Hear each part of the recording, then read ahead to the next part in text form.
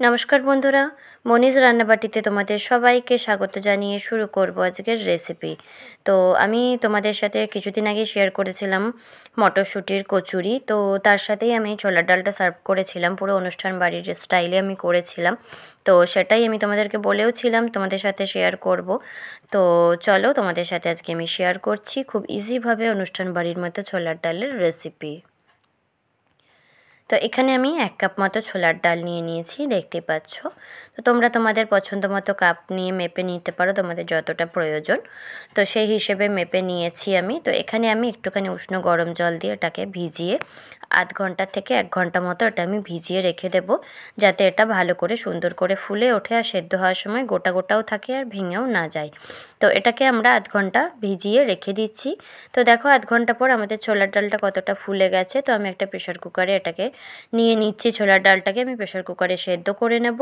তো এখানে আমি জল নিয়ে নিয়েছি 1.5 কাপ মতো। তো তোমরা তোমাদের আন্দাজ মতো জল নিয়ে নেবে। দেখো ডোবা ডোবা একটা আমি জল দিয়েছি। তো কিছু দেবো না আমি এর মধ্যে, এমনি এটাকে সেদ্ধ করে নিচ্ছি। তো দেখো এটা আমাদের প্রায় সেদ্ধ হয়ে গেছে, দেখতেই পাচ্ছ গোটা গোটাও আছে, পুরো গলে যায়নি কিন্তু সেদ্ধ হয়ে গেছে। তো চলো আমি তোমাদেরকে দেখিয়েও দিচ্ছি। তো দেখো আমাদের ডালটা পুরো সেদ্ধ হয়ে গেছে। তো এখানে আমি একটা ডাল ঘোঁটা দিয়ে এটাকে ঘেঁটে দিচ্ছি একটুখানি, যাতে এটা একটু ঘন ঘন হয়ে যায়। তো তোমরা চাইলে এটা করতেও পারো, নাও করতে পারো।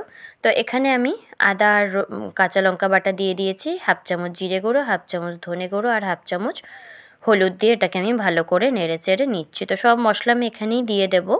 তো আমি যেহেতু বলেছি চটজলদি ছোলার ডাল, তো আমি তোমাদের সাথে চটজলদিভাবে এটাকে শেয়ার করার চেষ্টা করছি।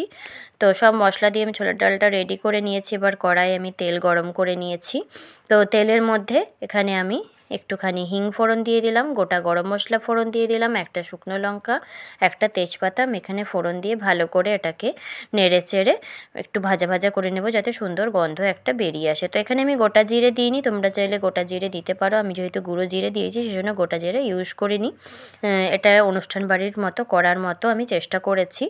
তো এখানে আমি যে সেদ্ধ করে ডালটা রেখেছিলাম সব মশলা দিয়ে, তো সেটাকেই আমি এখানে দিয়ে দিচ্ছি। দিয়ে ভালো করে এটাকে আমরা নেড়ে চেড়ে নিচ্ছি। তো এবারে আমি এখানে নুন দেব, আর এখানে আমি 2টো কাঁচা লঙ্কা দিয়ে দিয়েছি।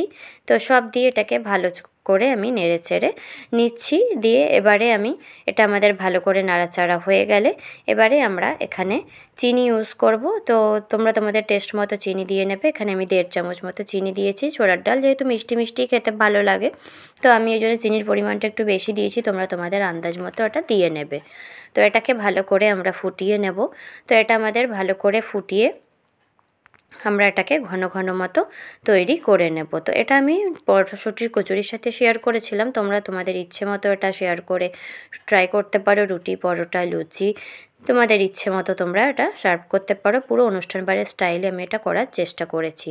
তো আমাদের ডালটা ঘন হয়ে এসছে। তো এবারে আমরা এখানে 1/2 চামচ গরম মশলা গুঁড়ো আর 1 চামচ ঘি দিয়ে এটাকে আমি দিয়ে ভালো করে নেড়ে চেড়ে নেব, যাতে এর ফ্লেভারটা খুব সুন্দর হয় আর এটার টেস্টও খুব সুন্দর আসে এই ঘিটা আর গরম মশলাটা দেওয়ার জন্যে। তো এখানে আমি নামানোর আগে একটুখানি নারকেল কুড়িয়ে দিয়েছি। তোমরা চাইলে কুচনো নারকেল ভেজেও দিতে পারো। তো আমি আজকে যেহেতু অনুষ্ঠান বাড়ির মতো করার চেষ্টা করেছি, তো সেই জন্যে আমি এখানে কুড়োনো নারকেল দিয়ে দিয়েছি। এতে টেস্টটা খুব ভালো আসে, পুরো অনুষ্ঠান বাড়ির মতো আসে। তো চলো আমাদের ছোলার ডাল রেডি হয়ে গেছে। তো এটাকে আমি একটুক্ষণ রেস্টিং টাইমে রেখে সার্ভ করে দেবো। তো দেখো আমাদের ছোলার ডাল রেডি হয়ে গেছে, দেখতেই পাচ্ছ ডালগুলো গোটা গোটা আছে, পুরো গলে যায়নি। তো তোমরা ট্রাই করতে পারো বাড়িতে, অবশ্যই ভালো লাগবে, আশা করি তোমাদের খুব ভালো লাগবে। তো রেসিপিটা যদি তোমাদের ভালো লেগে থাকে তাহলে like, share, comment and subscribe করে অবশ্যই পাশে থেকো। আর পাশে থাকা বেল আইকনটা অবশ্যই প্রেস করে দিও, যাতে সবার আগে তোমাদের কাছে নোটিফিকেশান পৌঁছে যায়। তো চলো দেখা হচ্ছে পরের দিন অন্য আরেকটা রেসিপি নিয়ে। ততক্ষণ সবাই সুস্থ থেকো, ভালো থেকো, টাটা।